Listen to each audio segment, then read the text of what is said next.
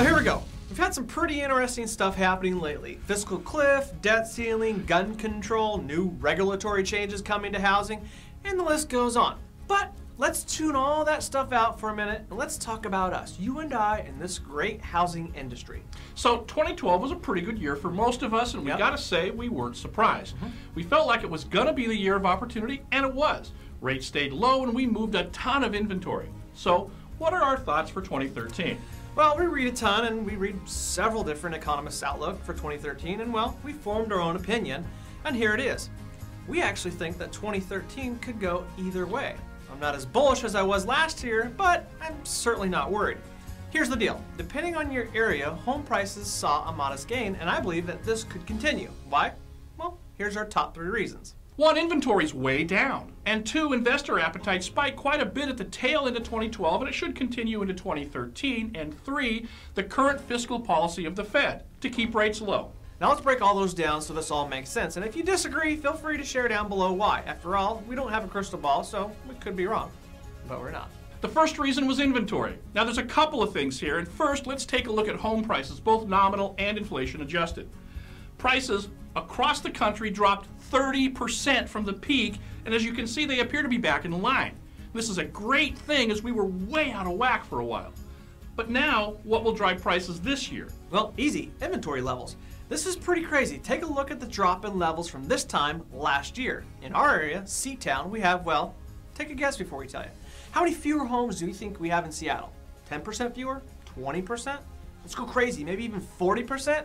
Nope, 46% fewer homes for sale. This is a huge number and something you may want to share with your clients. How about LA? They have 61% fewer homes for sale. And it's not just LA and Seattle. Nationally, we have 33% fewer homes for sale. You don't need to be a rocket scientist here. Fewer homes equals higher demand equals higher prices. 2, investor buying of single-family homes as rental properties. Now, we'll make this one easy on you.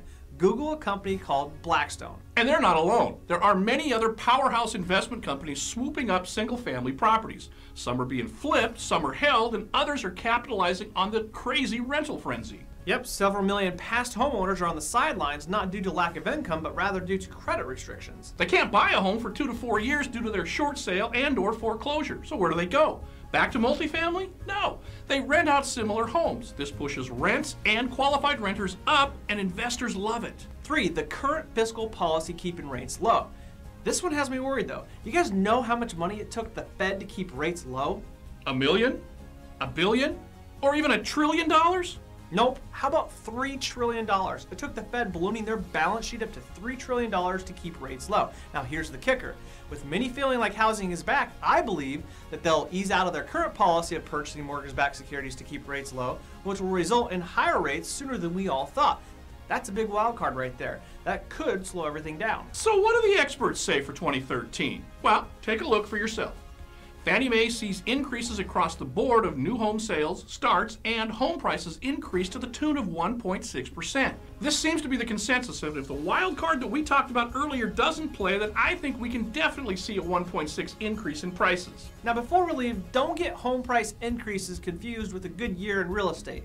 After all, the past several years, home prices were down, but several of us killed it in that environment. Remember, home prices go up due to inventory levels, which means fewer transactions. So it very well could be a slower year for several of us due to lack of transactions. We shall see. Now, what are your predictions? Let's see them down below. My prediction is that Gary stays the sexiest man in real estate. We'll see you guys next week.